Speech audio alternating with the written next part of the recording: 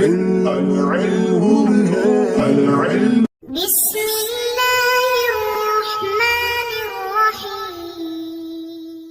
اللهم افتح علينا حکمتک وانشر علينا رحمتک یا ذا الجلال والاکرام.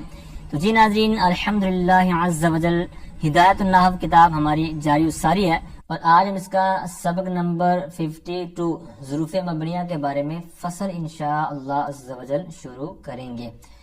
تو اب یہ فصل چونکہ طویل ہے تو اس لیے مشابہ مبنی اصل کی آخری قسم کو 2 حصوں میں ہم ڈیوائیڈ کریں گے. پہلا جو حصہ ہوگا وہ سبق نمبر 52 میں ہم فصل کے شروع سے لے کر صفحہ نمبر 147 جو مکتوب زندہ کی کتاب میرے پاس ہے، تو اس کی عبارت ہے وَمِنْهَا مَطَالِ الزَّمَانِ. اس سے پہلے تک 52 میں، اور اس سے بقیہ جو عبارت ہوگی وہ 53 نمبر سبق کے اندر آئے گی.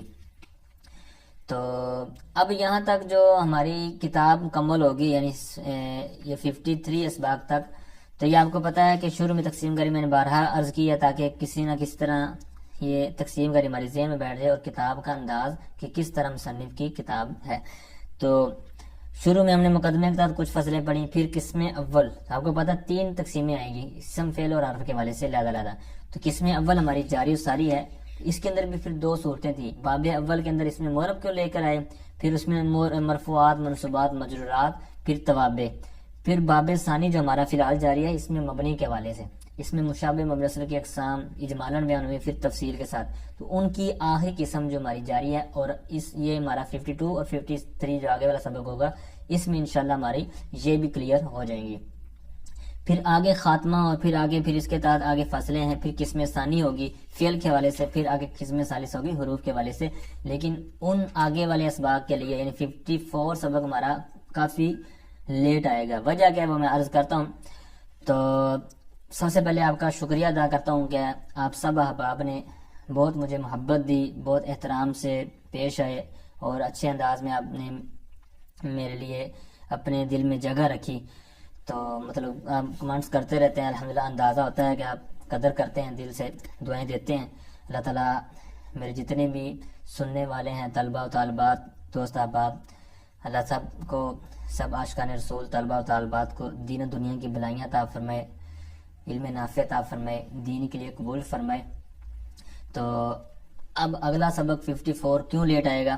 اس کی وجہ یہ ہے کہ ابھی میری جو درس نامی ہے وہ جاری ہے، اور اس کے بھی تقریباً جس طرح کہ اب جو ڈیٹ شیٹ ہے وہ اناؤنس ہو چکی ہے. تو 23 فروری 2023 سالانہ جو ایگزام ہے کنز المدارس بورڈ دعوت اسلامی کا جو رجسٹر بورڈ ہے، تو اس کے جو ایگزام ہو رہے ہیں سالانہ، تو اس میں میرے لاسٹ ایئر فائنل ایئر جو دورات الحدیث شریف کے ایگزام ہیں وہ ہوں گے. اب سب سے دعاؤں کی بھی التجا ہے. تو ابھی تک جتنے بھی میرے اسباق آئے ہیں یہ تقریباً 300 سے اوپر ویڈیوز ہیں، مختلف انداز کی مختلف کتابیں کچھ نہ کچھ پڑھائی ہیں. تو یہ سب مطلب آپ سب کی محبتوں کا اور آپ کی ترغیب دلانے کا ہے. بار بار کمنٹس کرتے تھے، اساتذہ کی محنت ہے اور ان کی دعائیں ہیں کہ یہ دور طالب علمی میں الحمدللہ کچھ نہ کچھ میں نے طلبہ کی آسانی کے لیے اپنا وقت دیا. تو یقیناً اس میں وقت بہت لگتا ہے. آپ سمجھتے ہوں گے کہ یہ بہت آسان ہے، لیکن پڑھانا تو اتنا مشکل نہیں ہے. اگر آپ نے بھی دیکھا ہوگا اتنی ٹف عبارتیں نہیں ہیں ابتدائی کتابوں کی، لیکن یہ پھر بنانا، ویڈیو بنانا، اس کو پھر اس کے پر کام کرنا، پھر اس کو اپلوڈ کرنا، اس کے کافی پھر مراحل ہیں جو اس فیلڈ کے ہیں ان کو پتہ ہی ہوگا. تو بہرحال آپ سب کی محبتوں کا شکریہ. ابھی ہمارے تقریباً آپ کے سامنے ہی ہے 1 ماہ رہ گیا تقریباً، تو اس میں ہمارے ایگزام ہیں، آپ کے بھی ایگزام ہوں گے لیکن اللہ تعالیٰ سب کو کامیابیاں عطا فرمائے. تو اس میں ہمارا انٹری ٹیسٹ ہو چکا ہے. تو یعنی جس نے آگے ٹیچنگ کرنی ہوتی ہے، تو میرا فی الحال ذہن ٹیچنگ گئی ہے، تو اللہ تعالیٰ قبول فرمائے، آسانیاں پیدا فرمائے. تو ابھی ہمارا انٹری ٹیسٹ ہوتا ہے، جس طرح کہ آپ کو پتہ ہے دعوت اسلامی کا جو ایک نظام ہے کہ جس نے تدریس کرنی ہوتی ہے دعوت اسلامی کے اندر، تو اس کے اوپر انٹری ٹیسٹ ہوتا ہے، پھر تدریسی کورس ہوتا ہے اساتذہ کی موجودگی میں، بچوں کی موجودگی میں، اور بچے بھی وہ جو دورے کے ہوتے ہیں آخری سال جنہوں نے آگے ٹیچنگ کرنی ہوتی ہے، تو ان کی موجودگی میں پھر پورا لیکچر ڈیلیور کرنا ہوتا ہے پوری کلاس کے طور پر. ٹھیک ہے، تو پھر اس میں اساتذہ دیکھتے ہیں، اس کا انداز، اس کا سمجھانے کا سارا دیکھا جاتا ہے. پھر وہ اگر قابل ہو، اس کے نمبر ہوتے ہیں پھر، تو اس کے مطابق پھر اس کو پاس کیا جاتا ہے. ٹھیک ہے. تو یہ پھر ہمارا ابھی کورس بھی ہونا ہے. پھر ابھی اسی جنوری کے آخر میں عربی لینگویج کورس بھی جو ٹیسٹ ہے, ٹھیک ہے, یہ فرض عین ہمارے لیے, ٹھیک ہے. پھر اسی طرح قراءت ٹیسٹ ہے, پھر دیگر چیزیں بھی ہیں, سالانہ ایگزام بھی ہیں, پھر مقالہ تھیسس جسے بولتے ہیں ہمارا دورہ جو لاسٹ ایئر کا, تو یہ بورڈ کے تحت ہمارا مقالہ تھیسس بھی لکھنا ہوتا ہے. تو یہ بھی میرا تقریباً جاری ہے. تو یہ ساری چیزیں کرنی ہیں ایک ماہ کے اندر اندر ہی, تو اس لیے اب اسباق نہیں آئیں گے. تو پھر آگے ماہ رمضان میں فارغ ہو جائیں گے یکم سے. تو اس طرح پھر آگے ہماری کچھ مصروفیات ہیں. سیاست ستہ جو ہے یہ مشہور نام آپ نے سنا ہوگا. قرآن پاک کے بعد 6 کتابوں کے جو 6 درجے ہیں, یعنی 6 کتابوں کا جو درجہ ہے, تو دورۃ الحدیث شریف کے اندر تو پڑھائی جاتی ہیں, لیکن منتخب ابواب ہوتے ہیں سر کتابوں کے. لیکن اب چونکہ پڑھی ہیں تو شوق بڑا ہے اور بنا ہے کہ پوری جو سیاست ہے یہ انشاءاللہ نظروں سے گزارنی ہے. تو آپ سب سے دعاؤں کی بھی التجا ہے کہ اللہ استقامت دے. پھر اس طرح آگے دیگر مطالعہ وغیرہ بھی کرنا ہے, کیونکہ دور طالب علم اتنا کر نہیں پایا, سستی غفلت, بس وقت کو ضائع کیا. تو اب انشاءاللہ اس کو مینج کرنا ہے. تو اللہ تعالیٰ ہم سب کے لیے آسانیاں پیدا فرمائے, کامیابیاں عطا فرمائے. آپ سب کی محبتوں کا شکریہ کہ آپ نے دعاؤں سے نوازتے رہتے ہیں. اللہ تعالیٰ آپ سب کو بھی کامیابیاں عطا فرمائے, دین و دنیا کی بھلائیاں عطا فرمائے, دین کے لیے قبول فرمائے. تو اچھا, ایک عرض بھی کرنی تھی. بعض دوست احباب کمنٹس کے اندر ہی سوال کرتے ہیں, تو اچھی بات ہے سوال کریں, لیکن بعض بات ایسا ہوتا ہے کہ سوال بھی مبہم ہوتا ہے, اس کی ڈیٹیل نہیں بتا رہے ہوتے, یا کوئی سوال اسی سبق سے کر رہے ہوتے ہیں, لیکن اس کا اب پتہ نہیں کس ویڈیو کے تحت کس طرح سوال کرنا ہے. میرے ذہن میں وہ تھوڑا ہوتا ہے کہ یہ اس ویڈیو کے اندر, اس سبق کے اندر میں نے کیا کیا بیان کیا ہے. تو اس لیے سوال واضح کریں, اور بہتر ہے کہ آپ واٹس ایپ پر کریں 0303 48 41 312. اس پہ آپ مجھے واٹس ایپ کریں. انشاءاللہ جو بھی آپ کا مسئلہ ہوگا, جو کوسچن ہوگا, انشاءاللہ اس کو حل کرنے کی کوشش کی جائے گی. تو انشاءاللہ تو بہرحال کمنٹس کے اندر سوالات کم کیا کریں, اگر کریں بھی تو واضح کیا کریں. تو اب وہاں پر جواب لکھنا مجھے بہت کوفت ہوتی ہے کہ وہاں پر لکھنا, پھر اتنا بڑا لمبا جواب لکھنا. تو یہ واٹس ایپ پر جو کہتے ہیں الحمدللہ ان کو تسلی بخش جواب دیا جاتا ہے الحمدللہ. تو بہرحال وہاں دعائیں دیتے رہیں آپ مجھے, لیکن سوال واٹس ایپ پر کیا کریں, ٹھیک ہے. تو آئیے سبق کی طرف بڑھتے ہیں. سبق کا انداز آپ کو پتہ ہی ہے کہ ایک عبارت لی جائے گی, پھر اس کے اوپر لفظی ترجمہ, با محاورہ ترجمہ, پھر اسی طرح اس کے تفہیم کے بعد پھر قرآن و حدیث سے کچھ نہ کچھ سبق سے ریلیٹڈ مثالیں بھی عرض کی جاتی ہیں. تو شروع میں آپ کو اندازہ ہی ہے کہ کس طرح مثالیں عرض کی ہیں. تو اب شروع میں جو کتابیں میں نے پڑھائی ہیں تو اس کا آپ کو پتہ ہے, جس طرح میں نے پہلے عرض کیا کہ دور طالب علمی ہے, تو اب آہستہ آہستہ تھوڑا سا میں گروم ہوا ہوں, تو مطلب کچھ نہ کچھ بہتری آئی ہے. تو اس لیے اب پہلے کے اسباق کے اندر اتنی زیادہ توجہ بھی نہیں دی, اور ویسے بھی کتاب کے شروع میں ایسا ہی کیا جاتا ہے کہ سانت اور تھوڑا سا فنی لحاظ سے اس کو کم رکھا جاتا ہے. تو بہرحال ایک بس ترتیب بنتی چلی گئی ہے. تو اب جیسے انشاءاللہ اب آئندہ کتابیں پڑھائیں گے یا آئندہ اسباق آئیں گے, تو انشاءاللہ اس پر زیادہ کام کر کے, زیادہ ورک کر کے انشاءاللہ پھر ہی اس کو اپلوڈ کیا جائے گا. تو آئیے سبق کی طرف بڑھتے ہیں. تو فصل الظروف المبنیۃ علی اقسام منها ما قطع عن الاضافۃ بان حذف المضاف الیہ كقبل وبعد وفوق وتحت. قال اللہ تعالی للہ الامر من قبل ومن بعد, ای من قبل كل شیء ومن بعد كل شیء. هذا اذا كان المحذوف منفيا للمتكلم والا لكانت معربة وعلى هذا قرئ للہ الامر من قبل. تو آگے میں بعد میں عرض کرتا ہوں. یہاں تک جو بات ہوئی ہے, تو سب سے پہلی لائن کا عبارت کا ترجمہ سنیں, پھر میں عرض کرتا ہوں. پہلے انہوں نے کہا ہے کہ ظروف مبنیہ علی اقسام, کچھ اقسام پر ہیں, چند اقسام پر ہیں. علی اقسام, اقسام کی تنوین کو تقلیل کے معنی میں لیں گے تو آپ کو یہ ہوگا, یعنی چند اقسام پر ہیں. آگے اقسام آ رہی ہیں. منہا, جس طرح شروع میں لکھا نا منہا ما قطع, اسی طرح ہر جب بات شروع کرنے لگیں گے تو وہاں پر منہا کہہ کے ایک ایک کر کے آگے تفصیل بیان کریں گے. تو اب مبنی ہوتے ہیں ظروف مبنیہ. تو کوئی مبنی بر ضم ہوگا, جس طرح آپ دیکھ رہے ہیں قبل بعد وغیرہ. اسی طرح آگے ہوگا کوئی مبنی بر فتح ہوگا, کوئی کیسا ہوگا, کوئی کیسا ہوگا. تو اب یہ ظروف مبنیہ یعنی ظرف کی جمع ظروف, اور یہ ہوتے ہیں مبنی. اب ظرف آپ کو پتہ ہے یہ دو قسم کا ہوتا ہے، فل زمان بھی ہوتا ہے، مکان بھی. یعنی ایک جگہ پر اگر فعل واقع ہے تو وہ مکان کی صورت میں آ جائے گا، اگر وقت کے لحاظ سے ہے، زمانے کے لحاظ سے، تو اس کو زمان کے طور پر لے لیں گے. تو یہ تقسیم کری آپ نے ابتدائی کتابوں کے اندر پڑھی ہوئی ہے. تو اب یہاں اور یہ بھی یاد رکھیں، ظروف آپ کو پتا ہے مفعول فی ہی ایک، یعنی مفعول فی اور ظرف ایک چیز ہی ہے. تو اب یہاں پر منہا کیا ہے کہ اسی طرح آگے جس طرح میں نے عرض کیا کہ ایک ایک کر کے آگے تفصیل بیان کریں گے. اب یہاں سے منہا سے اور آخر تک جو میں نے عبارت پڑھی ہے، یہاں پر ایک صورت اس میں بیان کر رہے ہیں. یہ ہے قبل، بعد، فوق، تحت وغیرہ. یہ چار انہوں نے متن میں بیان کیے اور کچھ انہوں نے نیچے حاشیے میں بیان کیے ہوئے ہیں، جیسے امام، وراء، خلف، اسفل وغیرہ. اسی طرح اس کے علاوہ بھی آپ کو مل جائیں گے. تو اب یہ قبل بعد یہ اسی اعراب پر، یعنی جس طرح میں نے پڑھا قبل بعد فوق، اسی طرح آیت کے اندر بھی آپ دیکھ رہے ہوں گے من قبل من بعد، حالانکہ پیچھے حرف جار ہے من. اب یہ قبل، یہ مبنی بر دم جو ہے، یہ کس صورت میں ہے؟ ٹھیک ہے، اس حوالے سے یہ پوری عبارت ہے جو اس صفحے پر آپ دیکھ رہے ہیں. ٹھیک ہے، اس کو آپ نے توجہ سے سماعت کرنا ہے. ایسی چیز ہے کہ یہ بہت زیادہ طلبہ بھول جاتے ہیں، فارغ ہو جاتے ہیں درس نامی سے، تو فارغ ہونے کے بعد کیا درمیان میں بھی بھول جاتے ہیں، یعنی درس نامی جاری ہوتی ہے تو اس طرح کی چیزیں نہیں پتہ ہوتی.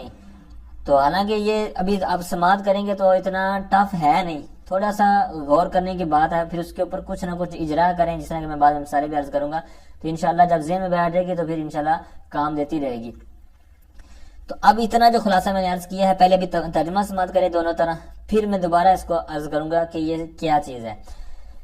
تو ظروف مبنیہ چند اقسام پر ہیں، ان میں سے منہا مطلب انہی ظروف میں سے. اب ظروف آپ کو پتا ہے کہ ظرف کی جمع مکسر ہے، تو یہ منہا کی ضمیر اسی کی طرف لوٹ ہے، منہو نہیں کہا، منہا. ٹھیک ہے، مؤنث کی طرف. تو ظروف جمع مکسر آپ کو پتا یہ واحد مؤنث کے حکم میں ہوتا ہے، تو اس لیے یہ ساری آگے ضمیریں اسی طور پر آئیں گی. تو ما قوتیہ عن الاضافتی، کہتے ہیں ظروف مبنیہ میں سے بعض وہ ہیں کہ ما قوتیہ عن الاضافتی، جو مقطوع عن الاضافت ہو، یعنی جن کی اضافت کو قطع کر دیا گیا ہو، کاٹ دیا گیا ہو، یعنی ہوں تو وہ لازم الاضافت، یعنی ایسے ہوں کہ جو مضاف ہو کر استعمال ہوتے ہیں، یعنی قبل و بعد جس طرح آگے آ رہے ہیں یہ ہوتے ہیں آگے مضاف ہو کر ہی ہیں. لیکن جب یہ ظروف مبنیہ کے طور پر ہم لیں گے تو پھر کیا ہوگا، یہ شرط ہونی چاہیے ما قوتیہ عن الاضافتی، جو مقطوع عن الاضافت ہوں، یعنی ان کی اضافت کو قطع کر دیا گیا ہو، کاٹ دیا گیا ہو. کس طور پر، کیسے کاٹیں گے؟ کینچی سے کاٹیں گے یا کسی اور چیز سے کاٹیں گے؟ اس کا طریقہ بھی بتا رہے ہیں. کہتے ہیں بِأَنْ حُذِفَ الْمُضَافُ إِلَيْهِ كَقَبْلُ وَبَعْدُ وَفَوْقُ وَتَحْتُ.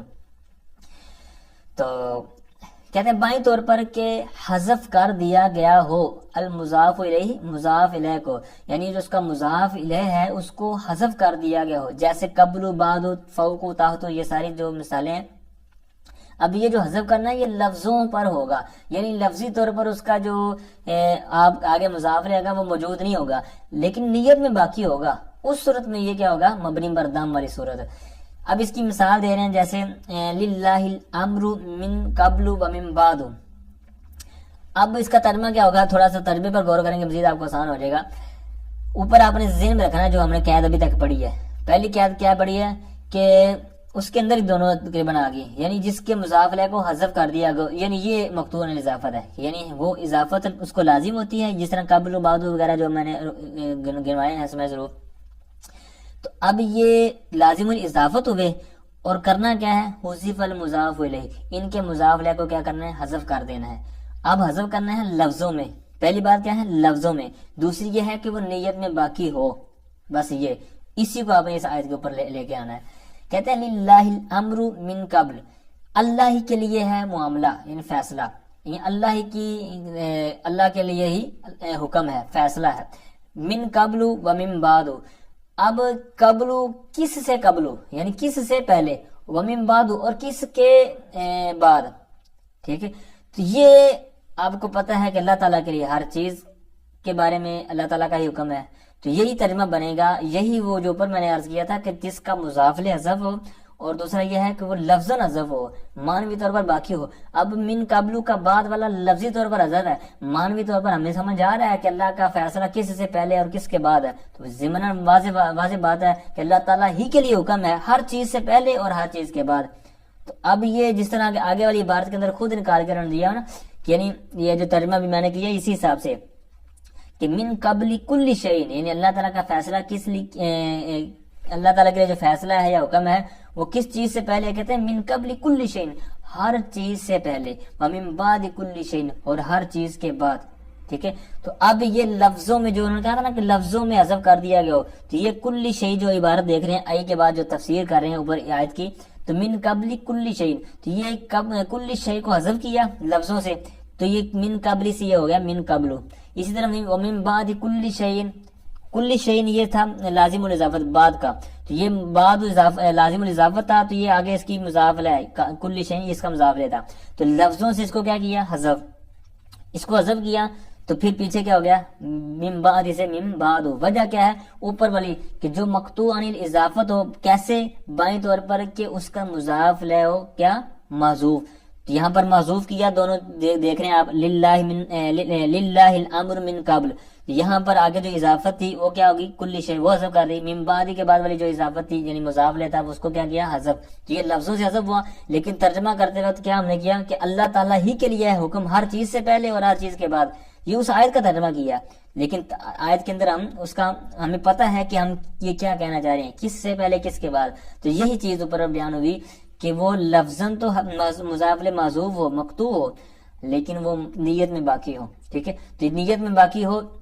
اس کی باقاعدہ خود آگے قاعدہ لگا رہے ہیں، کہتے ہیں ھذا اذا کان المحذوف منویا، کہتے ہیں یہ اس وقت ہے، یعنی یہ مبنی والی صورت، کہتے ہیں اذا کان المحذوف، جب محذوف منوی ہو، منوی ہو، یعنی للمتکلم، متکلم کے لیے، یعنی جس طرح میں بات کر رہا ہوں یا آپ آیت پڑھیں گے یا آپ، ٹھیک ہے، تو جو بھی آپ مرفوع پڑھنا چاہیں گے قبل و بعد وغیرہ کو، تو ایک تو یہ ہے کہ اس کی جو اضافت جس کی طرف ہو رہی ہے وہ معذوف و مضاف ہے، دوسرا یہ ہے کہ جو معذوف آپ نے کر دیا ہے وہ آپ کی نیت میں باقی ہو، یعنی جو بات کرنے والا ہے متکلم ہے تو اس متکلم کے لیے وہ منوی ہو، معذوف کیا ہو منوی ہو، اس وقت کیا ہوں گے وہ صورت منہا والی، یعنی وہ ظروف مبنیہ میں سے ہوں گے۔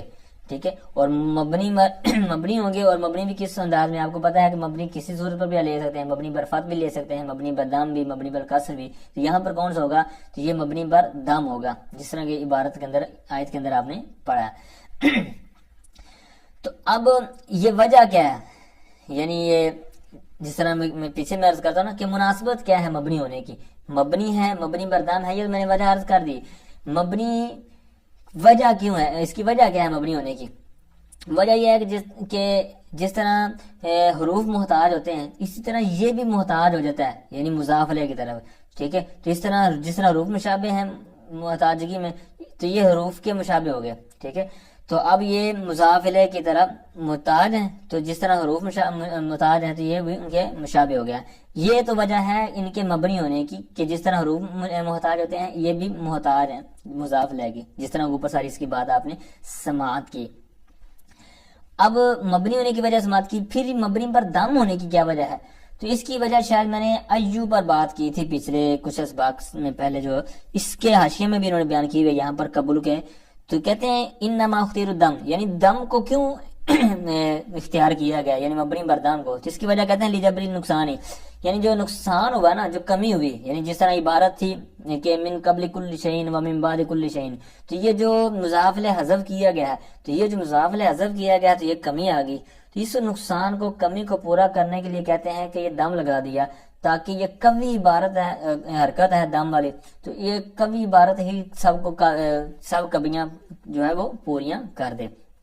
ٹھیک ہے، تو اب یہاں تک ہم نے ایک صورت پڑھ لی جو کہ ہماری مقصود تھی، جو متن میں انہوں نے بیان کی ہے وہ ہم نے پڑھ لی، وہ سماعت آپ نے کر لی۔ میں پھر عرض کر دیتا ہوں ایک دفعہ خلاصتاً، تاکہ آپ کو مزید واضح ہو جائے، پھر بھی سمجھ نہ آئی ہو تو ایک دفعہ ریپیٹ کر لیجیے گا سبق کو، اتنا جو ہم نے بھی سبق پڑھا ہے، تاکہ یہ اچھے انداز میں آپ کو سمجھ آ گئی، ایک دفعہ بیٹھ گئی تو انشاءاللہ ساری زندگی آپ میں بیٹھ کر کھائیں گے۔ اب یہاں تک کیا ہے کہ یہ جو ظروف ہیں یہ مبنی پر دم ہوں گے، کب؟ تو اس کی صورت یہ ہے کہ یہ لازم الاضافت ہوتے ہیں، اور لازم الاضافت ہیں تو ان کا مضاف ایک تو کرنا ہے کیا، حذف۔ حذف کرنا ہے لفظوں میں معنوی طور پر وہ متکلم کے ہاں کیا ہو موجود ہو، بس اتنی سی بات ہے. تو پھر کیا ہو جائے گا یہ مبنی بر دم. اب دوسری صورت کہ اگر وہ یہ بات میں اب بات کرنے لگا ہوں یہ اس سے ہٹ کر ہے، یعنی ہے تو سبق سے ریلیٹڈ ہی ہے لیکن چونکہ متن کے اندر نہیں ہے تو اس لیے اس طور پر نہیں ہے. وَإِلَّا لَكَانَتْ مُعْرَبَةً کی بات ابھی میں کرنے لگا ہوں. ٹھیک ہے، پہلی جو بات آپ نے سماعت کی جو خلاصہ بھی میں نے عرض کر دیا وہ بات وہاں تک کلیئر ہوگی. وَإِلَّا لَكَانَتْ مُعْرَبَةً، وگرنہ کہتے ہیں وہ مورب ہوں گے، یعنی جتنے بھی قبل و بعد وغیرہ ہیں وگرنہ مورب ہوں گے. اب یہ وگرنہ سے کیا مراد ہے؟ وگرنہ سے مراد اسی بارے سے ہم نے سمجھنا ہے. کیسے سمجھنا ہے؟ تو پہلی بات سمجھیں گے کہ حذف والی عبارت نہ ہو، یعنی وہ لازم الاضافت ہیں اور لازم الاضافت ہیں تو وہ عبارت بھی موجود ہیں، حذف والی صورت نہیں ہے، یعنی مضاف له حذف نہیں کیا گیا بلکہ وہ موجود ہے، تو پھر کیا ہوں گے مورب ہوں گے. دوسری کیا ہے کہ حذف والی صورت تو پائی جا رہی ہے لیکن یہ جو آخری قید ہم نے پائی تھی کہ اذا کان المحذوف منویا للمتکلم، یہ والی صورت نہ ہو. پہلی صورت کیا تھی کہ حذف والی صورت ہی نہ ہو.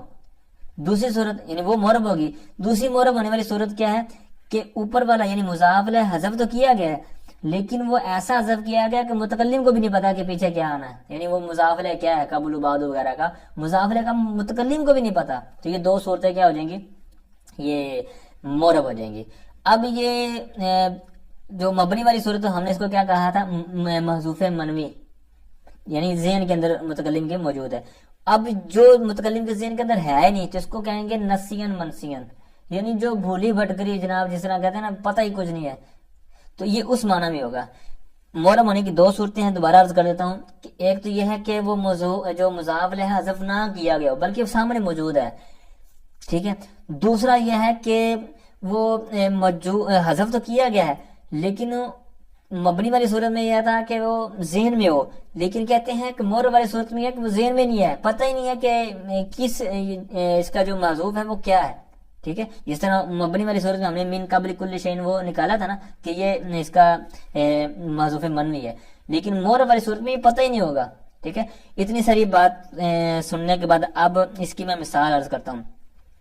ایک مثال تو انہوں نے خود آگے بیان کی ہوئی وَعَلَى هَذَا کوریا سے. یہ کس وجہ سے کہتے ہیں وَعَلَى هَذَا کوریا، یعنی کہتے ہیں اسی وجہ سے کوریا اس کو پڑھا گیا ہے. کس وجہ سے؟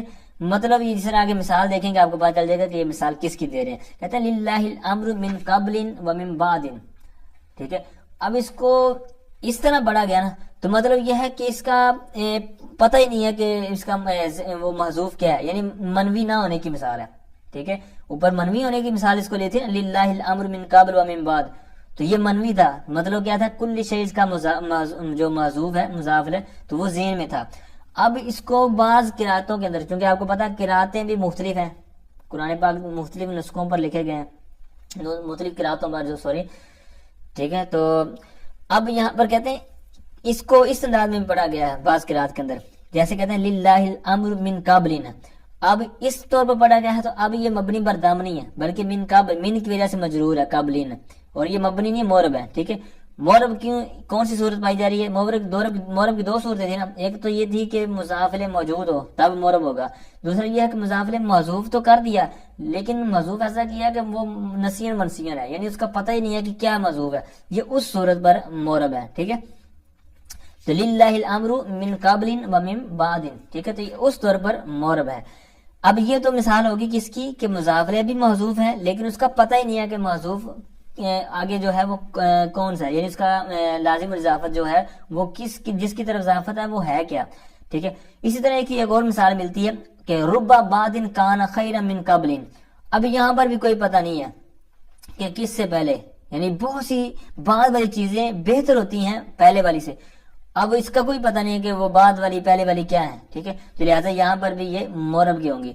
اور جو پہلی صورت تھی کہ حذف نہ کیا ہوگا بلکہ وہ موجود ہو عبارت، جیسے اس کی سمپل سی مثال ہے کہ جئت من قبل زید و من بعد عمر، یعنی میں زید سے پہلے اور عمر کے بعد آیا. تو اب جس قبل کی جس کی طرف اضافت ہو رہی ہے وہ بھی موجود ہے، ومن بعد عمر تو بعد کی جس کی طرف اضافت ہو رہی ہے وہ عمر آگے موجود ہے.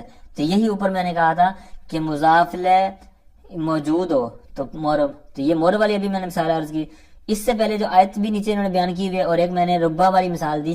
تو یہ کون سی مثال ہے کہ مضاف لے تو حذف ہے لیکن اس کا پتہ ہی نہیں ہے کہ کیا حذف ہے. ٹھیک ہے، تو یہ دو صورتیں ہیں، معرب کی اور ایک مبنی کی ہے جو میں نے اوپر عرض کر دی ہے. امید کرتا ہوں اتنی بات جو میں نے عرض کرنے کی کوشش کی ہے تو ہو سکتا ہے آپ کو سمجھ آ گئی ہو. تو اگر نہ آئی ہو تو پھر بھی سبق رپیٹ کر لیں، وگرنہ سبق تو میں نے سمجھانے کی کوشش پوری کر دی ہے. تو اب اس کے اوپر میں آپ کو مثال عرض کرتا ہوں تو پھر اس کے آگے سبق کو بڑھیں گے. تو قرآن پاک کے ساتھ میں مثالیں عرض کرتا ہوں. سورہ بقرہ آیت نمبر 89، وَقَانُوا مِن قَبْلُ يَسْتَفْتِحُونَ عَلَى الَّذِينَ. یہاں پر قبلو یہ اس کا جو مضاف ہے نا پیچھے موصوف ہے وہ منوی ہے، یعنی وہ موجود ہے. اب اس کے پیچھے ایک پورا واقعہ، میں وہ سارے واقعات عرض کروں گا تو یہ کافی ڈیٹیل بڑھتی چلی جائے گی. اتنا یہ ہے کہ کفار سرکار کی آمد سے پہلے دعائیں کرتے تھے مولا کریم اس محبوب کا صدقہ جو آنے والا ہے نا تو بس ہمیں کامیابی عطا فرما. تو اللہ تعالیٰ ان کی ادا سے ان کو کامیابیاں دیتا تھا، جن جنگوں میں فتح مل جاتی تھی ان کو. تو یہاں پر اب اس کا موصوف ہے کیا بنے گا جو مضاف ہے تو وہ ہوگا من قبلی مجیئتن، یعنی ان کے آنے سے پہلے. وَقَانُوا مِن قَبْلِ مَجِيئَةٍ یعنی سرکار کے آنے سے پہلے. ٹھیک ہے، سرکار کی آمد سے پہلے. تو اب پتہ چل گیا من قبل کے بعد کیا موصوف ہے، تو یہی من قبل کا مبنی بضم ہونے کی وجہ ہے. فَإِن طَلَّقَهَا یہ سورۃ بقرہ کی آیت نمبر 230 ہے. فَإِن طَلَّقَهَا فَلَا تَحِلُّ لَهُ مِن بَعْدُ حَتَّى تَنكِحَ. اب یہاں پر بھی یہ بعد مبنی بضم ہے. تو وجہ کیا ہے، وجہ تھوڑا سا غور کریں گے تو یہ زیادہ تر جو پتہ چلتا ہے نا یہ اس عبارت کا ترجمہ سمجھ میں آ رہا ہو، اسی طرح اس بات کا جو خلاصہ ہے، مفہوم ہے، اس مسئلے کے سمجھ آ رہی ہو نا تو پھر یہ زیادہ آپ کو پتہ چلے گا کہ یہ کس انداز میں اس کو پڑھنا ہے، یعنی معرب پڑھنا ہے، مبنی پڑھنا ہے. مبنی تو وجہ سارا یہ سمجھ آ جائے گی. جس طرح میں نے اوپر والی وَقَانُوا مِن قَبْلِ والی سمجھائی نا تو امید کرتا ہوں آپ کو سمجھ آ گئی ہوگی کہ کس وجہ سے یہاں پر کیسے اس کا مضاف موصوف ہے. اب یہاں پر آپ کو پتا ہے کہ 3 طلاقوں کی بات جاری تھی. ٹھیک ہے، تو اب یہاں پر 3 طلاقوں کی بات ذہن میں رکھیں. اب آپ سمجھیں فَإِن طَلَّقَهَا کہ اگر وہ شخص شوہر طلاق دے دے عورت کو فَلَا تَحِلُّ لَهُ تو وہ عورت اس کے لیے حلال نہیں ہوگی مِن بَعْدُ اس کے بعد. اب کس کے بعد، تو آپ کو پتا ہے کہ 3 طلاقوں کے بعد حلال رہتا نہیں. تو یہاں پر آگے بعد طلقۃ الثالثہ یعنی تیسری طلاق کے بعد، تو یہ یہاں پر موصوف منوی ہے. ٹھیک ہے، تو من بعد حتی تنکیہ یہاں تاکہ وہ کسی اور سے نکاح کر لے. پھر اس کے آگے ڈیٹیل ہے. تو بہرحال 3 طلاقوں والی چونکہ مسئلے پر بات ہو رہی تھی تو اس لیے یہاں پر اس مسئلے کو اگر ذہن میں ہوگا تو پتا چل جائے گا کہ یہاں پر آگے کیا موصوف ہے جس کی وجہ سے مبنی بردم پڑا ہے. آگے سورہ مائدہ 115 نمبر آیت کے اندر ہے فَمَن يَكْفُرْ بَعْدَ مِنْكُمْ.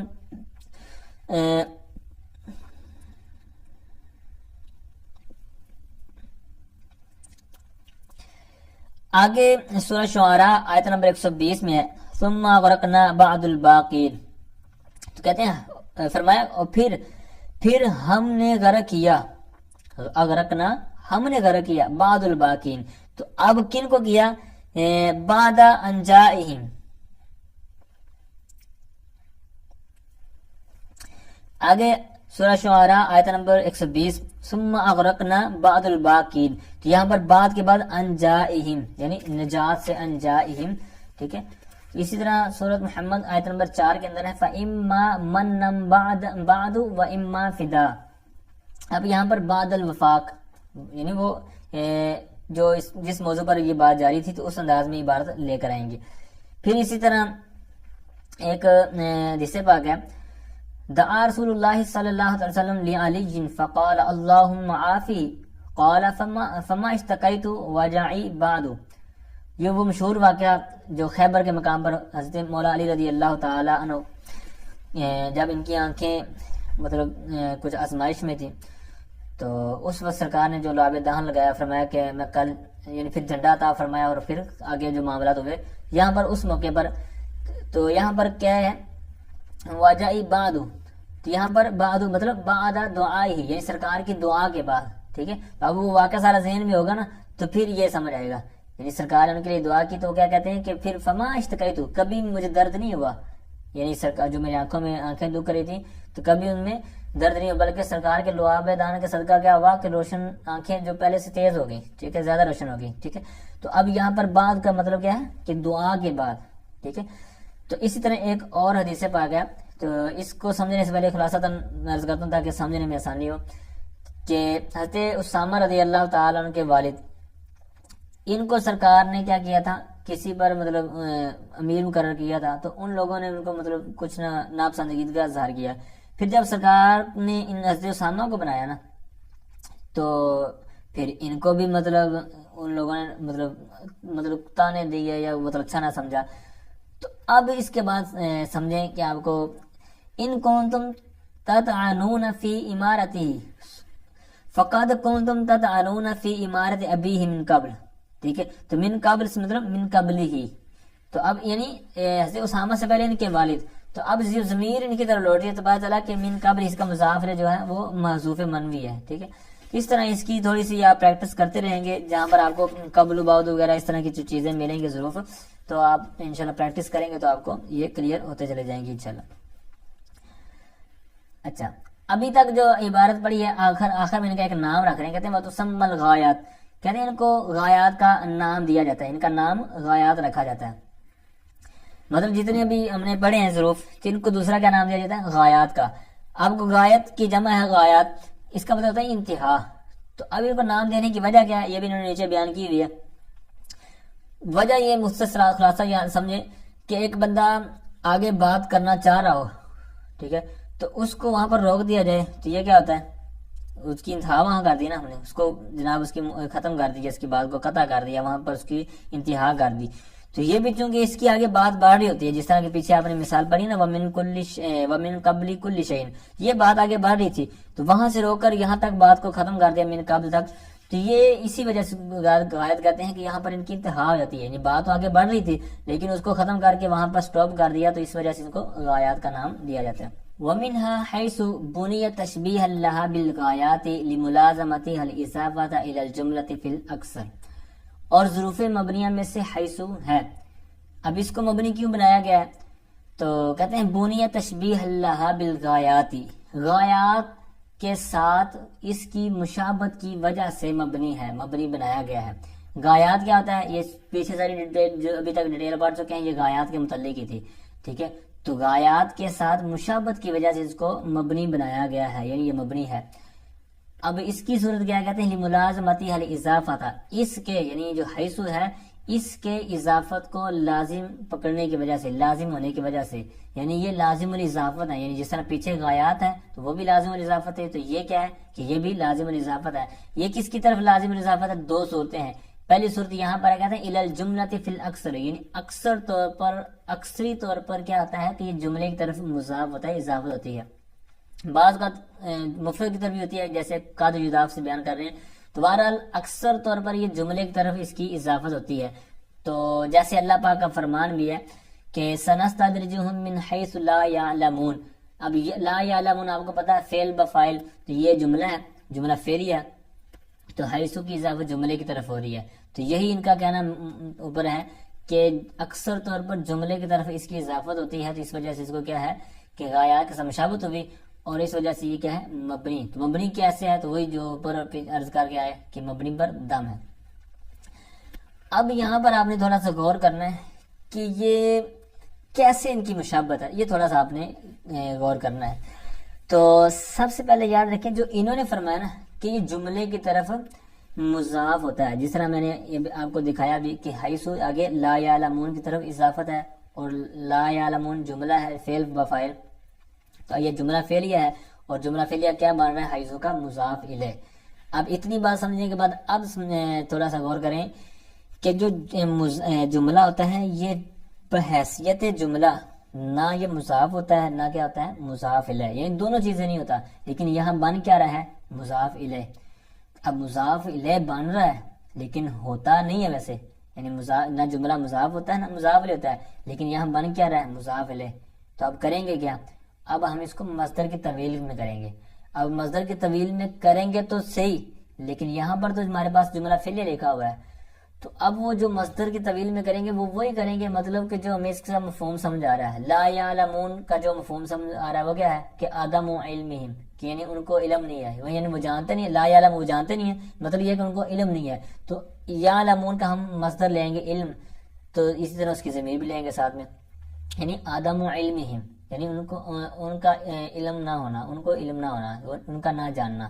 ٹھیک ہے، تو یہ مصدر کی طویل میں ہو گیا. اب یہ جو ہم نے اس سے مفہوم اخذ کر کے مصدر کی طویل میں لے کر آئے ہیں، تو یہ چونکہ موجود نہیں ہے، حالانکہ حقیقت میں یہی اس کا مضاف ہے حیثو کا، لیکن وہ چونکہ موجود نہیں ہے تو یہ گویا کہ ہم محتاجی، یہ حیثو کی اس کی طرح محتاجی ہوئی. ٹھیک ہے، تو یہی محتاجی اس کی مشابہت کی وجہ بنی، اور اسی وجہ سے اس کو کیا کر دیا گیا، یہ غایات کے ساتھ مشابہت ہوئی. یعنی جس طرح وہ مقطوع عن الاضافت ہے، اسی طرح یہ بھی مصدر جو اس کا حقیقی مضاف تھا، کیونکہ جو جملہ ہوتا ہے یہ نہ مضاف ہوتا ہے نہ مضاف ہوتا ہے، اور جو حقیقت میں اس کا ہے مضاف ہے، جس طرح مصدر کی طویل میں ہم نے کرنا ہے، تو یہ تو موجود نہیں ہے، یہ گویا کہ مقطوع عن الاضافت والی صورت میں آ گیا. تو لہٰذا یہ کیا بن گیا کہ یہ اب غایات کی طرح اس کے ساتھ مشابہت ہوئی تو یہ مبنی ہو گیا. ٹھیک ہے، امید کرتا ہوں یہ بات تھوڑی سی ٹف تھی تو سمجھ آئی ہوگی. اب یہ تو تھی جملے کی طرف اس کی اضافت ہوتی ہے. تو آگے اس کی اوپر انہوں نے یہ بھی بیان کیا تھا نا فی الاکثر، یعنی جملے کی طرف ہوتا ہے اکثر طور پر، یعنی اکثر طور پر یہی ہوتا ہے. تو اب اکثر سے ہی ہمیں پتہ چل گیا کہ بعض کا تو مفرد کی طرف بھی ہوتا ہے. تو اب اس میں پھر اختلاف ہے کہ اس وقت یہ مبنی ہوگا یا معرب ہوگا. تو بہرحال کہتے ہیں وقت یضاف الی المفرد، کہتے ہیں بس اوقات بعض اوقات یہ مفرد کی طرف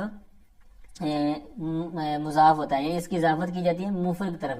جیسے شاعر کا قول کہتے ہیں عین سے مراد ہے مصرع، یعنی پورا شعر نہیں ہے بلکہ مصرع ہے. تو ایک مصرع یہاں پر ہے اور ایک حاشیہ نمبر 4 کے اندر انہوں نے بیان کیا ہے. تو جو مقصود ہے ہمارا وہ انہوں نے متن میں لکھ دیا. کہتے ہیں اما ترى حیث سہیل طالعا، یہ سہیل یہ ستارے کا نام ہے، طالعا طلوع سے. تو حیث یہاں پر ہمارا مقصود ہے، یہ آگے سہیل مفرد طرف مضاف ہے. ٹھیک ہے، تو یہی اوپر بیان ہوا نا قد یضاف الی المفرد، کہ بس اوقات مفرد طرف اس کی اضافت کی جاتی ہے. تو اب یہاں پر یہ مفرد طرف اس کی اضافت ہے. ٹھیک ہے، اچھا تو اب یہاں پر جو جس طرح میں نے پہلے عرض کیا کہ جب مفرد کی طرف اضافت ہوگی اس وقت دو صورتیں ہیں. بعض کہتے ہیں کہ اس وقت بھی یہ مبنی ہی ہوگا، بعض کہتے ہیں معرب ہوگا. جو کہتے ہیں کہ حیثو چونکہ مفرد کی طرف ہے تو یہ معرب ہے، ان کی وجہ یہ ہے کہ اوپر قید کیا لگائی تھی، وجہ کیا بیان کی تھی اس کے مبنی ہونے کی، کہ جملے کی طرف اس کی اضافت ہے. یعنی ان کی وجہ یہ ہے کہ یہ علت ہے، اس کی وجہ ہے، اس کا سبب ہے، ریزن ہے کہ یہ جملے کی طرف اضافت ہوگی تو پھر کیا ہوگا کہ یہ ہوگا مبنی بردام. ٹھیک ہے، وہی مشابہت اور ساری محتاجگی والی بات جو اوپر آپ نے سماعت کی. تو کہتے ہیں چونکہ مفرد کی صورت میں وہ ساری صورتیں نہیں ہوتی تو لہٰذا یہ کیا ہو جائے گا معرب ہو جائے گا. اور جو کہتے ہیں مبنی ہے وہ کیوں کہتے ہیں اس لیے کہ اصل تو جملے کی طرف اس کی اضافت ہوتی ہے. کبھی کبھی کوئی شاذ صورت مل جاتی ہے، جس طرح آپ نے بھی شعر اٹھا کے ہمارے سامنے پیش کیا ہے، تو یہ کبھی کبھی ہوتا ہے. تو جو شاذ ہوتا ہے اس کو اتنی ویلیو نہیں ہوتی، تو لہٰذا ہم تھوڑے سی ایک دو مثالوں کے لیے ہم اپنا قاعدہ چینج کر رہے ہیں، ایسا نہیں ہوگا، بلکہ ہم اس کے اوپر بھی وہی فٹ کر دیں گے مبنی والا.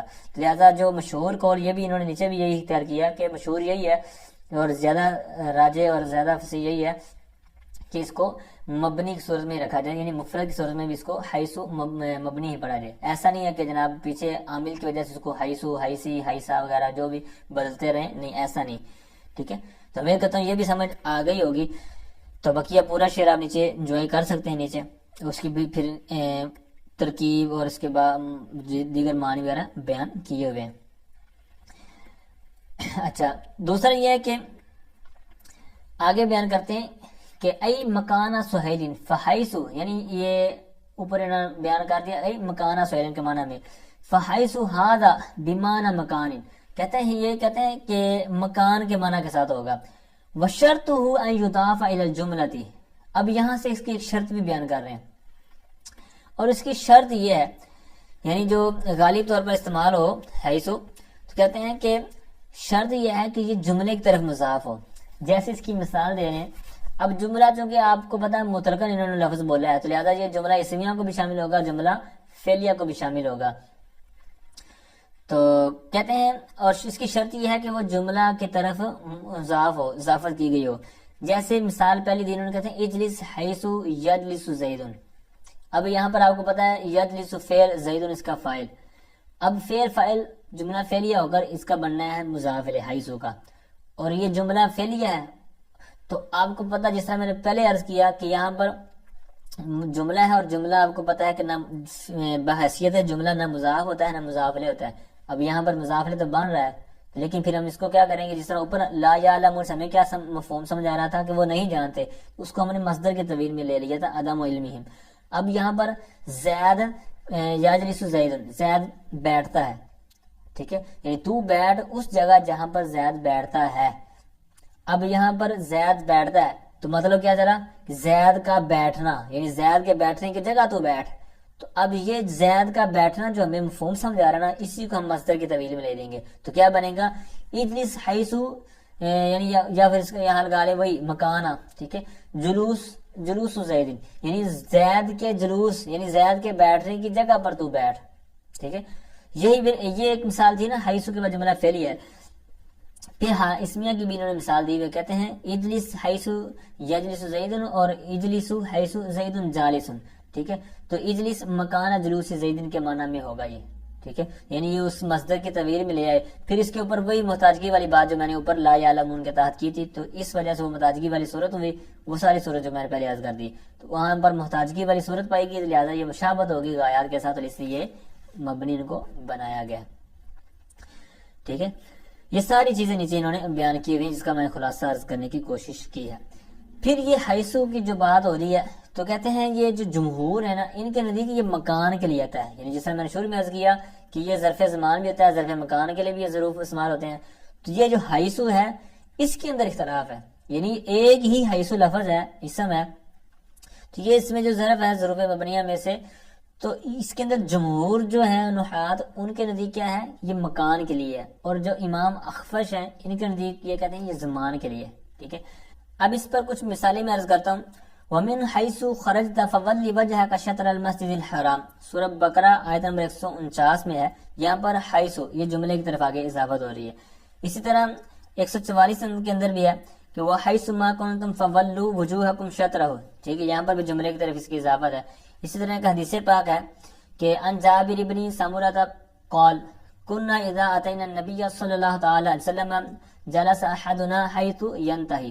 ٹھیک ہے، تو اس طرح آپ جہاں پر بھی حیث وغیرہ آئے تو وہاں پر جب غور کریں گے کہ یہ آگے مفرد ہے یا جملہ ہے، تو اس طرح آپ کو پتا چل جائے گا. مفرد ہوگا تب اس کو مبنی پڑھنا ہوگا، اس کی وجہ میں نے عرض کر دی کہ قلیل ہے مفرد کی طرف ہونا، اور جملہ میں تو اکثر ہی اس کی اضافت ہوتی ہے جملے کی طرف. تو وہاں پر ہم دیکھ لیں گے کہ یہاں پر جملہ ہے تو اس لیے اس کو مبنی پڑھ رہے ہیں. پھر وہاں پر اپنے طور پر اس کو مصدر کی طویل میں لے کر پریکٹس کرتے رہیے گا کہ کس طرح اس کی مصدر کی طویل بنے گی. ٹھیک ہے، چند مرتبہ انشاءاللہ پریکٹس کریں گے تو آپ کو انشاءاللہ کلیئر ہو جائے گا. وَمِنْهَا إِذَا وَهِيَ لِلْمُسْتَقْبِلِ وَإِذَا دَخَلَتْ عَلَى الْمَاضِ صَارَ مُسْتَقْبِلًا نَحْوُ إِذَا جَاءَ نَصْرُ اللَّهِ وَالْفَتْحُ. اور ظروف مبنیہ میں سے اذا ہے، اور یہ مستقبل کے لیے ہے، اور جس وقت ماضی پر داخل ہو، یعنی یہ اذا جس وقت ماضی پر داخل ہو تو وہ ماضی کیا ہو جاتی ہے، کہتے ہیں سارا مستقبلا، وہ ماضی مستقبل بن جاتی ہے، مستقبل ہو جاتی ہے. سارا آپ کو پتہ ہے کہ فاعل ناقصہ میں سے اسم اور خبر، یہاں پر سامنے آپ کے سارا کے اندر اسم اور مستقبلا اس کی خبر. اس کی مثال دے رہے ہیں جو ابھی انہوں نے صورت بیان کی نا.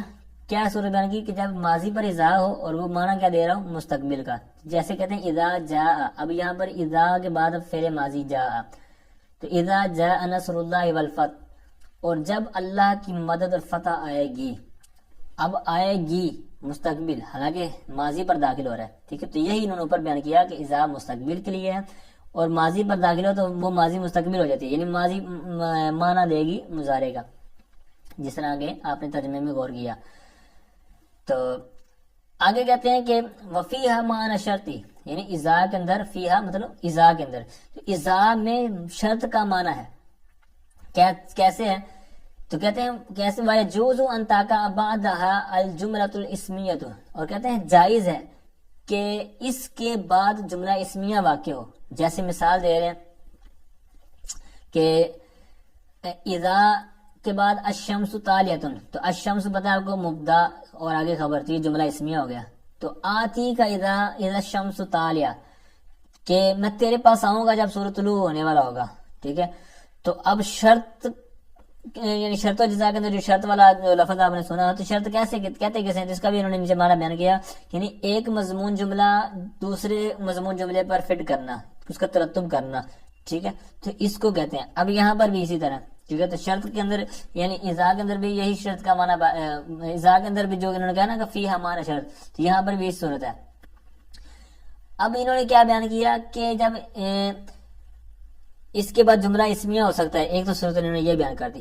دوسرا آگے بیان کرتے ہیں کہ مختار کیا ہے, کہتے ہیں والمختار الفعلیہ. تو اب الفعلیہ کا جو موصوف ہے وہ مقدر ہے, یعنی جس طرح اوپر عبارت تھی نا الجملۃ الاسمیہ, تو یہاں پر بھی اسی طرح عبارت تھی الجملۃ الفعلیہ. تو آپ کو پتا ہے جو مصنفین ہوتے ہیں کہ یہ متن کو اختصار ہی کرتے رہتے ہیں جہاں تک ہو سکے, یعنی پیچھے کسی بات کا ذکر ہو چکا ہو تو آگے پھر اس کو شارٹ کر دیتے ہیں تاکہ آئیڈیا ہو جائے کہ جس طرح پیچھے عبارت تھی جو اسلوب تھا یہاں پر بھی وہی ہے لیکن حذف کے طور پر. تو کہتے ہیں اور مختار فعلیہ ہے, یعنی اوپر یہ تو کہہ دیا کہ اس کے بعد جملہ اسمیہ آ جاتا ہے, واقع ہو سکتا ہے, لیکن یہ جو فعلیہ ہے یہ مختار ہے. وجہ کیا ہے وہ بھی میں عرض کرتا ہوں, پہلے مثال دے کے. کہتے ہیں آتی کا اذا طلعت الشمس. اب یہاں پر ہے کہ آؤں گا میں تیرے پاس جب سورج طلوع ہوگا, تو اب یہاں پر طلعت الشمس فعل فاعل, یعنی یہ جملہ فعلیہ ہے. تو یہ کیا کہہ رہے ہیں کہ مختار فعلیہ ہے, یعنی جملہ فعلیہ آنا اذا کے بعد یہ مختار ہے, یعنی بیسٹ ہے, بہترین ہے. دونوں آ سکتے ہیں, وہ بھی لے سکتے ہیں, یہ بھی لے سکتے ہیں, لیکن چونکہ آپ کو پتہ ہے کہ اس کے اندر اوپر انہوں نے کیا کہا تھا کہ اذا کے اندر معنی ہے شرط کا, اس کے اندر شرط کا معنی پایا جاتا ہے, اور آپ کو پتہ ہے کہ یہ جو شرط ہوتی ہے جملہ فعلیہ ہوتی ہے. تو اب چونکہ اس کے اندر کیا ہو گیا, شرط والا معنی پایا گیا, تو لہٰذا بہتر پھر اولا کیا ہے کہ فعلیہ ہی ہو, کیونکہ شرط کے بعد جملہ فعلیہ ہوتا ہے, اور اس کے اندر بھی چونکہ شرط کا معنی پایا جاتا ہے تو اس لیے بہتر یہ ہو گیا کہ فعلیہ ہی ہو. لیکن چونکہ اس کی وضع اس کے لیے ہے نہیں, اس لیے اوپر کہہ دیا کہ وہ بھی آ سکتا ہے, یہ بھی آ سکتا ہے. ٹھیک ہے, دونوں صورتوں کو انہوں نے گنجائش عطا کی. اچھا آگے ایک انہوں نے بہت پیاری بات کیا بیان کی نیچے, یہ جو حاشیہ نمبر 2 ہے, کہ اوپر تو کہا تھا نا کہ یہ ماضی پر داخل ہو اور اس کو وہ ماضی جو مستقبل کے معنی میں ہو جاتی ہے. بعض انہوں نے نیچے صورتیں بیان کی ہیں کہ وہاں پر بدلتا نہیں ہے, جیسے کہتے ہیں حتی اذا صحابہ, یہاں پر اب اذا کے بعد صحابہ تو یہاں پر مضارع کے معنی میں نہیں ہے. اسی طرح حتی اذا بالغ تو یہاں پر ماضی کے معنی میں ہے, دونوں آیتوں میں. ٹھیک ہے, اسی طرح حتی اذا بالغ یہاں پر بھی ماضی کے معنی میں, یہاں پر مضارع کے معنی میں. اسی طرح حتی اذا جعلہ نارا تو یہاں پر بھی اسی معنی میں ہے. تو اب وہاں پر جو کہتے ہیں اس کا جواب کہتے ہیں کثرت استعمال کی وجہ سے, یعنی عموماً کثرت طور پر وہی ہوتا ہے جو اوپر متن میں بیان ہوگا. یہ چاند اس طرح کی مثالیں مل جاتی ہیں کہ وہاں پر ماضی پر داخل ہو گیا ہے لیکن ماضی کے معنی میں اس طرح ہو سکتا ہے لیکن کم ہے. کثرت کیا تھی, کثرت وہی تھی جو اوپر بیان ہو گیا, اس لیے ہم وہاں پر اس کا اسی انداز میں ذکر کر دیا. ٹھیک ہے, کہتے ہیں فالمراد باستعمالها فی مستقبل الاستعمال علی سبیل الکثرت, یعنی وہی جو کثرت کے طور پر استعمال ہے تو وہی اسی طور پر انہوں نے اوپر بیان کیا ہے. تو لہٰذا چاند اگر مثالیں مل جاتی ہیں اس کی وجہ سے کوئی خرابی لازم نہیں آتی, ہو سکتا ہے جس طرح کے اوپر حیثو کی مفرد والی صورت بھی بیان کی گئی. آگے کہتے ہیں وقت تکون للمفاجاتی, اور کبھی یہ یعنی یہ جو اذا ہے یہ مفاجات کے لیے آتا ہے, یعنی اچانک کے معنی کے لیے آتا ہے. مفاجات آپ کو پتا ہے مفعلہ کا مصدر ہے, اس کی تحقیق ساری نیچے بیان کی ہوئی ہے. تو اچانک کے معنی میں, اور یہ فا جیم حمزہ یعنی مصدر ہے مبعوث اللام سے, باب مفعلہ سے, تو اچانک کے معنی میں. اس طرح دیگر اس کی تحقیق انہوں نے بیان کی ہوئی ہے. تو بہرحال یہ جو اذا ایک تو شرط کے معنی میں اوپر ساری اس کی ڈیٹیل پڑھ لی, اور بس اوقات کہتے ہیں کہ یہ مفاجات کے لیے آتا ہے, مضارع پر قد تقلیل کے معنی میں ہوگا, یعنی کبھی کبھی. تو کہتے ہیں فیختار بعدها المبتدا, تو اس کے بعد مبدا مختار ہے, یعنی اس کے بعد مختار کیا ہے کہ مبدا ہو. تو چونکہ اذا شرطیہ کے طور پر جب تھا تو اس وقت کیا کہا تھا کہ مختار ہے فعلیہ آنا, اس کی وجہ میں نے عرض کر دی کہ شرط جملہ فعلیہ ہوتی ہے, تو اس لیے جب چونکہ شرط والا معنی اس کے اندر تھا تو اس وجہ سے اس کو کیا کر دیا کہ مختار کیا دیا فعلیہ طور پر, اسمیہ کی گنجائش رکھی. اب یہاں پر چونکہ اس شرط والی صورت نہیں ہے بلکہ مفاجات کا خود ہی انہوں نے کہہ دیا کہ مفاجات کی رہتا ہے, لہٰذا اس کے بعد کیا ہوگا مبدا ہوگا. اب اس کی ایک وجہ یہ بھی بیان کرنے کی وجہ ہو سکتی ہے کہ تاکہ اذا شرطیہ اور اذا مفاجاتیہ کے اندر فرق ہو سکے. ٹھیک ہے, اس کی مثال دے کے کہتے ہیں خرجت فاذا السبع واقف, میں نکلا تو اچانک درندہ کھڑا ہونے والا. اسبع درندے کو بولتے ہیں. تو اب یہاں پر اسبع مبدا, تو اسی وجہ سے انہوں نے کہا کہ اذا کے بعد مبدا ہوگا، تو یہاں پر اسی طور پر انہوں نے مثال بیان کی۔ تو اب اس کی وجہ بھی یہی انہوں نے ایک بیان جو کی کہ دونوں کے اندر فرق ہو سکے، ٹھیک ہے۔ تو اب یہاں پر جب انہوں نے کہہ دیا نا کہ مختار ہے اس کے بعد مبدا کا آنا، تو پتہ چلا کہ اس کے بعد یہ آنا لازم نہیں ہے، یعنی ضروری نہیں ہے کہ اس کے بعد مبدا ہی ہو، ٹھیک ہے۔ تو کہتے ہیں لیسا بلازم، اس کے بعد یہ آنا، اس کا وقوع مبدا کا آنا یہ کوئی لازم بات نہیں ہے، ٹھیک ہے۔ بس یہ فرق بیان کرنے کے لیے انہوں نے کیا ہے تاکہ دونوں کے درمیان فرق ہو سکے۔ آگے فرماتے ہیں وَمِنْهَا إِذْ وَهِيَ لِلْمَاضِ وَتَقَعُ بَعْدَهَا الْجُمْلَتَانِ الْإِسْمِيَّةُ وَالْفِعْلِيَّةُ، اور ظروف مبنیہ میں سے اذ ہے اور یہ ماضی کے لیے ہے، اور اس کے بعد دو جملے واقع ہوتے ہیں، جملہ اسمیہ اور جملہ فعلیہ۔ یہاں پر اسمیہ سے پہلے اور اسی طرح الفعلیہ سے پہلے الجملہ تو موصوف مقدر ہوگا، ٹھیک ہے۔ تو ظروف مبنیہ میں سے اذ ہے اور یہ ماضی کے لیے آتا ہے اگرچہ مضارع پر داخل ہو جائے، اور اس کے بعد دو جملے ہوں گے، جملہ اسمیہ اور جملہ فعلیہ۔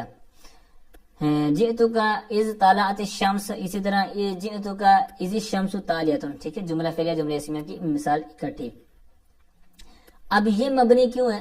تو اذ چونکہ آپ کو پتا ہے کہ 3 حروف سے کم ہے، اور یہ مناسبت میں جہاں پر پڑھا تھا وہاں پر یہ بھی تھا کہ 3 حروف سے کم ہو تو وہ بھی مبنی والی صورت میں آ جاتا ہے، ٹھیک ہے۔ تو یہ بھی من الا، یعنی جو اس کی مثالیں تھیں من فی وغیرہ، یعنی جس طرح وہ حروف 2 اسی طرح 3 سے کم تھے تو وہ مبنی تھے، یہاں پر بھی اسی طرح ان کی مناسبت، ان کی مشابہت کی وجہ سے۔ ایک نیچے انہوں نے بات بیان کی ہے کہ جب یہ مضارع پر داخل ہو تو اس کو ماضی کر دیتا ہے، جیسے اتیت اذ یقوم زید، یہاں پر یقوم فعل مضارع ہے تو یہ کس معنی میں ہوگا؟ اذ قام زید کے معنی میں۔ پھر اسی طرح ایک اعتراض یہ، اس کا جواب یہ دیا گیا کہ یہ کثرت کے طور پر ہے، اس وجہ سے اس کو ماضی والی تبعیض میں لے کے، ورنہ یہ بعض کا مضارع والے معنی صورت میں بھی آ جاتا ہے۔ پھر اسی طرح یہ آخر میں قاعدے اعتراض کا جواب یہ دیا گیا کہ جس طرح اذا مفاجاتیہ ہوتا ہے اس طرح اذ بھی ہوتا ہے۔ اب اذ کو اوپر متن میں کیوں نہیں ذکر کیا کہ اذا کے لیے تو کیا دیا گیا تھا اذا مفاجاتیہ ہوتا ہے، اذ کیوں نہیں کہا؟ اس وجہ سے کہ یہ کم استعمال ہوتا ہے، کبھی کبھی صورت اس کی پیدا ہوتی ہے، ورنہ اذا جو اکثر ہوتا ہے یا زیادہ استعمال ہوتا ہے، اس لیے اس کا متن کے اندر ذکر کر دیا گیا، ٹھیک ہے۔ آگے آئیے کہتے ہیں وَمِنْهَا أَيْنَ وَأَنَّا لِلْمَكَانِ بِمَعنَى الْاِسْتِفْهَامِ نَحْوُ أَيْنَ تَمْشِي وَأَنَّا تَقْعُدْ، وَبِمَعنَى الشَّرْطِ نَحْوُ أَيْنَ تَجْلِسْ أَجْلِسْ وَأَنَّا تَقُمْ أَقُمْ۔ اور کہتے ہیں ظروف مبنیہ میں سے اینا اور انا ہے، یہ مبنی پر فتح ہے آپ کے سامنے، یہ مکان کے لیے آتے ہیں بمعنی الاستفہامی، استفہام کے معنی کے ساتھ، یعنی استفہام کے معنی کے لیے۔ جیسے کہتے ہیں اینا تمشی، تو کہاں چلتا ہے، اینا تک، تو کہاں بیٹھتا ہے، وبمعنی شرطی، اور یہ شرط کے معنی کے بھی آتے ہیں، استفہام کے معنی کے لیے ہوں گے تو وہاں کہاں کے معنی میں ہوں گے، اور شرط کے معنی میں ہوں گے تو پھر ہوگا جہاں کے معنی، جس طرح کہ آگے مثال سے سمجھا جائے گی۔ اینا تجلس اجلس، جہاں تو بیٹھے گا وہاں میں بیٹھوں گا، اینا تقم اقم، جہاں تو کھڑا ہوگا وہاں پر میں کھڑا ہوں گا، ٹھیک ہے، جہاں پر تو قیام کرے گا وہاں پر میں قیام کروں گا، ٹھیک ہے۔ تو یہاں پر یہ جو شرط کے معنی میں ہے پہلی مثالوں کے اندر استفہام کے معنی میں تھا۔ اب یہ اینا اور انا تو یہ بھی حرف استفہام اور حرف شرط جس طرح اوپر اس کے معنی بیان کیے گئے تو یہ ان کے معنی کو متضمن ہے، تو اس وجہ سے یہ مبنی ہے۔ دوسرا یہ ہے کہ یہ جو انا ہے یہ کیفا کے معنی میں بھی آتا ہے، یعنی کسی اور مجازی معنی میں استعمال ہوتا ہے، جیسے کہتے ہیں فَأْتُوا حَرْثَكُمْ أَنَّا شِئْتُمْ۔ اب یہاں پر انا بمعنی ہوگا کیفا، یہاں مطلب یہ ہے کہ مطلب جو شادی شدہ حضرات ہیں تو وہ اپنی عورتوں کے پاس کیسے آئیں، ٹھیک ہے۔ اب اس کی ڈیٹیل آپ پڑھ لیجیے گا، آیت کے اندر اس کی جو شان نزول وغیرہ بیان کیا گیا ہے کہ یعنی جو ہجرت کر کے جب مکہ سے مدینہ آئے تو وہاں پر جو حقوق زوجیت ادا کرنے کے معاملات جو تھے طریقہ کار مختلف تھا، یعنی آنا اگلے راستے میں ہے لیکن طریقہ کار مختلف ہوتا تھا۔ تو اب اس میں تھوڑا سا وہاں پر اختلاف ہو گیا، تو پھر وہاں پر مطلب ایک معاملہ بنا، تو پھر یہاں پر کہا گیا قرآن پاک کے اندر کہ فَاتُوا، تم آؤ حَرْثَکُم، اپنی کھیتیوں میں، یعنی اپنی کھیتیوں کو آؤ، اَنَّا شِئْتُم، جس طرح تم چاہو، یعنی جس طرح تم چاہو۔ پھر اس کی ڈیٹیل وہاں پڑھ لیجیے گا، یہاں پر بیان کرنا مناسب نہیں ہے۔